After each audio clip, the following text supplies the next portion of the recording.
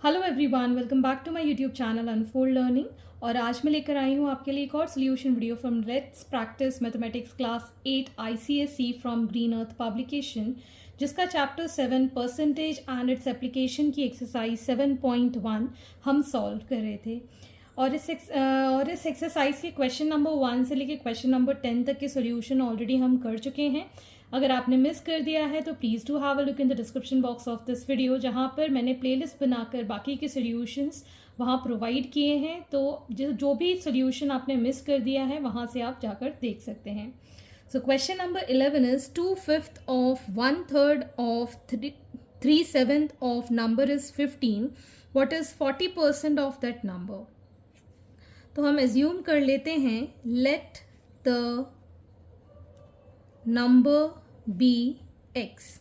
ठीक है, so according to the question 2/5 of 1/3 of 3/7 of a number is 15। ठीक है, ऑफ का मतलब बॉड मास अगर आपने पढ़ा है तो ऑफ का मतलब होता है मल्टीप्लिकेशन, तो वही चीज़ हमने यहाँ अप्लाई की है। सो ये 3 से ये 3 कैंसिल आउट हो गया, यहाँ पर बचेगा 2x upon 35 is equal to 15। So x is equal to 15 into 35 divided by 2। तो ये आ गया हमारे पास नंबर, लेकिन हमको बताना है 40% ऑफ दैट नंबर, मतलब 40% ऑफ x बताना है। तो जिसमें कि हमारे पास x की वैल्यू है 15 इंटू 35 बाय 2। ठीक है, ये ज़ीरो से ये ज़ीरो कैंसिल, 2 2 ज़ा 2, 5 ज़ा 5, 3 ज़ा 3 into 35 it is going to be 105. So 40% of that number is 105. Question number 12. If 75% of a number is added to 75, then the result is the number itself. Find the number. तो हम यहाँ assume कर लेते हैं let the number be x. So according to the question, 75% of the number is added to 75, result in the number itself. ठीक है ना, तो 75 upon 100 into x plus 75 is equal to x. 25 3 ज़ा 25 4 ज़ा, और यहाँ पर आ जाएगा ये 3x upon 4 plus 75 is equal to x. ठीक, तो अब हम इसको लिख सकते हैं as 75 is equal to x minus 3x upon 4। LCM लिया हमने 4, ये हो गया 4x minus 3x which is x upon 4, मतलब हमारे पास x अपॉन 4 की वैल्यू आ गई है 75। So x will be equal to 75 into 4 which is equal to 300। तो x की वैल्यू हमारे पास 300 है, देयरफॉर द नंबर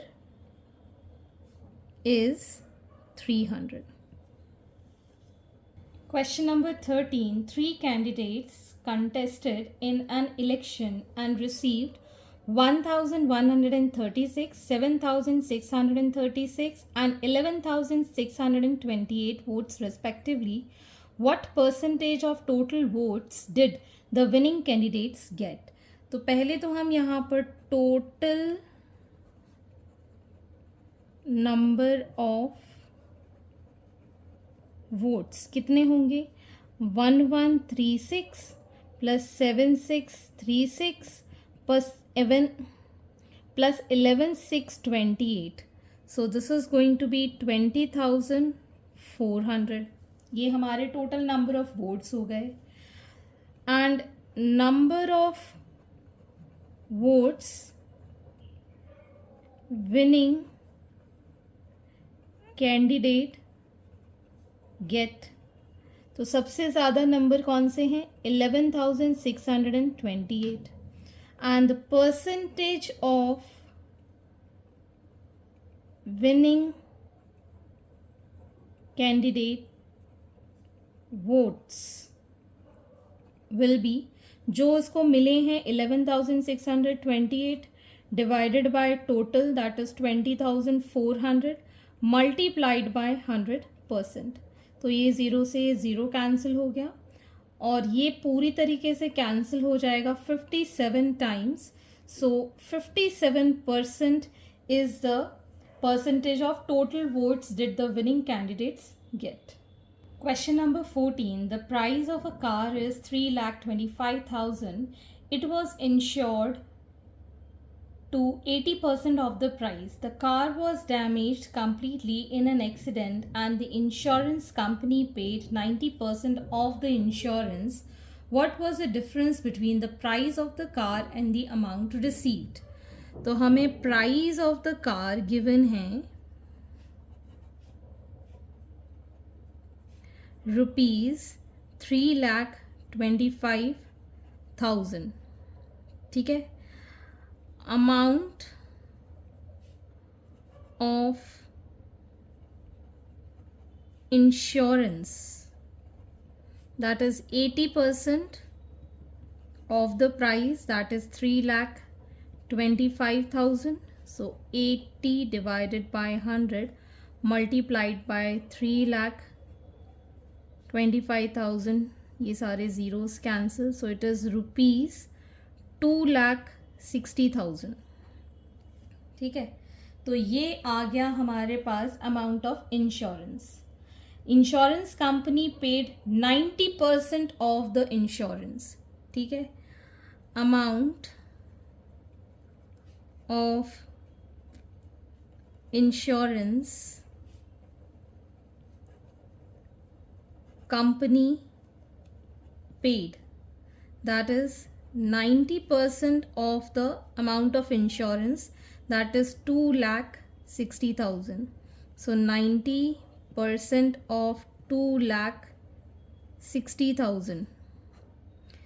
दो ज़ीरोज़ कैंसिल हो जाएंगे, दो ज़ीरो ये कैंसिल हो जाएंगे. In all we'll get this as 23400. ठीक है. 23,400. ये दो ज़ीरो ये वाले एंड 9 6 ज़ा 54, 4 5 9 2 ज़ा 18 और ये हो गया 23. सो 23,400. अब हमें बताना है the difference between the price of car and amount received. So price of the car 3,25,000 minus 23,400. ठीक है. ये 90% है तो यहाँ पर एक और ज़ीरो आएगा और यहाँ पर भी एक और ज़ीरो आ जाएगा. So your amount is going to be ₹91,000. 91,000 is the difference. Question number 15. A student has to obtain 33% of marks of the total marks to pass. He has got 125 marks and failed by 40 marks.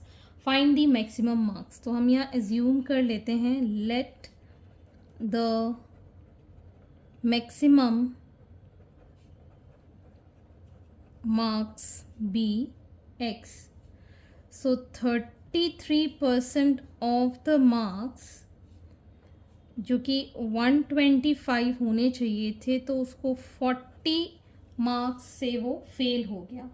तो exactly उसको 165 marks लाने थे तो वो पास हो जाता. तो हम लिखेंगे 33/100 into x is equal to 165. So x is equal to 165 multiplied by 100 divided by 33. 11 3s are 11 1s are 11 5s are 3 5s are. So 500 are the maximum marks. तो यहाँ पर आप लिख सकते हैं therefore the maximum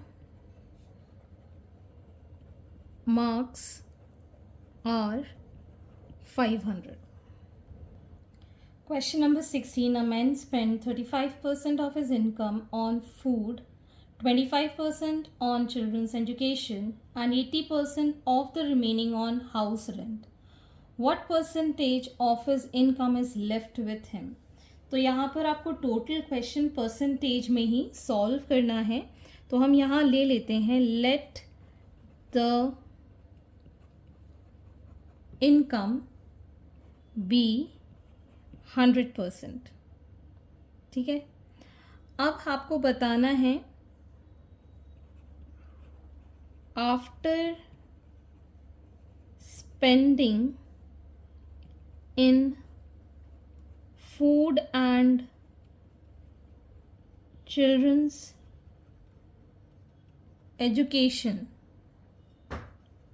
he had 100% में से हम माइनस कर देंगे 35% plus 25%. So 100% minus 60%, that is 40%. This is the remaining. अब इसका 80% जो है वो हाउस रेंट में जाता है. So spent on house rent, that is 80% of 40%. ठीक है. तो इसको परसेंटेज में ही रहने देंगे. 80/100 मल्टीप्लाइड बाय 40%. 1 2 0 ये कैंसिल हो जाएगा. 8 4 32%. ठीक है. अब हमें बताना है what percentage of income is left with him. तो मैं यहीं ऊपर लिख देती हूँ. So percentage of income left with him will be, जो उसके पास 40% था इसमें से हम माइनस कर देंगे 32%. That is going to be 8% is left with him. Question number 17. A scored 30% marks and failed by 15 marks. B scored 60% marks and obtained 35 marks, more than those required to pass. What is the pass percentage? ठीक. तो हम यहाँ assume कर लेते हैं let the maximum marks be x. तो passing marks for A 30% of x, और fail हो गया तो 15 नंबर उसको और चाहिए थे. ठीक है ना. सो 30/100 इंटू एक्स प्लस 15, तो ये आ जाएगा 3x/10 प्लस 15. अब passing marks of B, that is 60% of x, उसको मिला, और more than the required marks जितने उसको चाहिए थे उसमें 35 ज़्यादा थे, मतलब -35. तो 60 divided by 100 into x minus 35, ये zero cancel. 2 3 2 5. So it is 3x/5 minus 35. ठीक है. तो अगर हम इन दोनों को कंपेयर करें तो हमें मिल जाएंगे मार्क्स कितने चाहिए थे. मतलब 3x/10 plus 15 is equal to 3x/5 minus 35. ठीक है. तो माइनस वाली वैल्यूज़ हम एक साइड ले लेंगे. तो ये आ जाएगा 15 plus 35 is equal to 3x/5 minus 3x/10. तो ये आ जाएगा हमारे पास ऐड करने के बाद 50 इज इक्वल टू, एलसीएम ले लिया हमने, 10 5 में 2 टाइम्स जाएगा, 6x minus 3x. So we get 50 is equal to 3x/10. So x is equal to 500/3. So this is the maximum marks. ठीक है. अब जो हमारे पास x की वैल्यू आई है वो हम इसमें पुट करके देख देते हैं. ठीक है. तो कितने मार्क्स आ जाएंगे? 3/5 मल्टीप्लाइड बाय 500/3 -35, ये 3 से 3 कैंसिल, 100 - 35 हो गए 65 मार्क्स उसको मिले थे कैंडिडेट, ठीक है। What is the pass percentage? So pass percentage will be, जो उसको मार्क्स मिले हैं 65 divided by the maximum marks that is 500/3 multiplied by 100%, तो 65 मल्टीप्लाइड बाय 3/500 मल्टीप्लाइड बाय 100%, ये 2 0 cancel, 5 1s and 5 3s, 13 3s is 39, so 39% is the pass percentage. Question number 18, the sum of number of boys plus girls in a school is 150 if the total Question number 18, the sum of the number of boys and girls in a school is 150 if the number of boys is x and the number of girls becomes x% of the total number of students, find the total number of boys in the school. तो यहाँ पर हमको total number of students given है 150, ठीक है, and number of boys हमको given है x, so number of girls हो जाएंगी 150 में से माइनस कर देंगे x, ठीक है।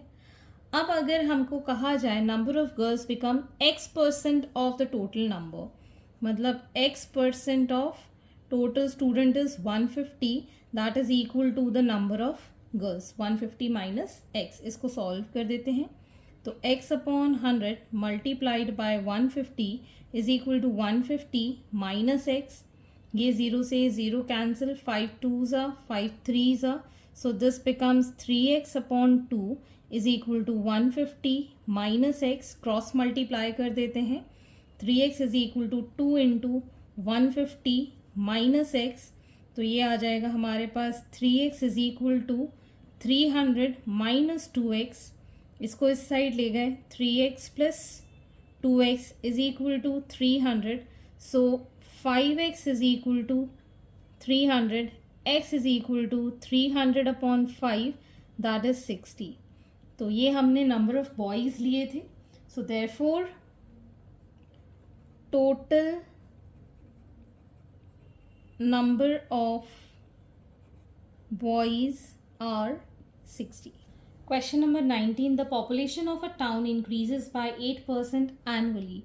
If the present population is 54,000, what was it a year ago? Annually मतलब साल भर में 8% इंक्रीज हो जाती है और प्रेजेंट पॉपुलेशन 54,000 है, तो इसकी एक साल पहले की पॉपुलेशन क्या होगी? तो late the population an year ago be x, ठीक है। तो अगर x में 8% ऑफ x इंक्रीज हो गया, सो 54,000 पॉपुलेशन हो गई, मतलब x plus 8% of x is 54,000, इसको सॉल्व करेंगे, एलसीएम ले लेंगे 100, तो 100x plus 8x is equal to 54,000, 108x is equal to 1000, 54,000, so x is equal to 54,000 into 100 divided by 108. On solving this, ये कैंसिल आउट हो जाएगा 500 टाइम्स, सो ये आ जाएगा हमारे पास 50,000. So the population year ago was 50,000. Question number 20. An alloy contains 40% copper, 32% nickel and rest is zinc. Find the mass of zinc in 1 kg of alloy. So let the total alloy be 100%, ठीक है। So percentage of zinc in alloy will be 100% minus 40% copper plus 32% nickel. इस दोनों को minus कर देंगे. So this will be 100% minus 72% which is 28%. तो percentage of zinc in the alloy हमने find कर दिया है. अब हमको मास निकालना है. तो अगर हम मान लें दैट 1 kg की वैल्यू होती है 1000 ग्राम्स, 1000 ग्राम्स के हिसाब से हम निकालें. So mass of zinc in 1000 gram of alloy, that is 28% of the complete, that is 1000 gram. So 28 divided by 100 multiplied by 1000 grams. Those zero cancel. So 280 grams is the mass of zinc in 1 kg of alloy. 1 kg को हम 1000 लिख सकते हैं, ठीक है, grams में. So hence these are the solutions and I hope आपको मेरे सॉल्यूशन वीडियो ज़रूर पसंद आ रहे होंगे. अगर आपको कोई भी डाउट या क्वेरी है तो आप मेरे चैनल के कमेंट सेक्शन में कमेंट करके या फिर आप मुझे सर्च कर सकते हैं on Telegram by the name unfold learning. At last please do share my videos with your family and friends and don't forget to subscribe my channel. Thank you for watching.